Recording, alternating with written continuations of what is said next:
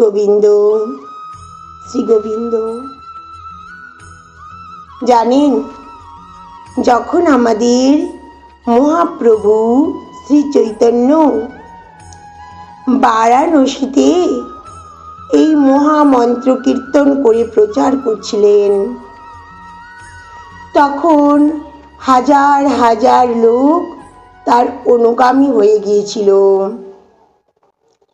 বারাণসী অত্যন্ত প্রভাবশীল পণ্ডিত প্রকাশনন্দ সরস্বতী তখন শ্রী চৈতন্য মহাপ্রভুকে ভাবুক বলে উপহাস করতেন, আর দার্শনিক পণ্ডিতেরা তখন তাকে নিয়ে সমালোচনা করতেন।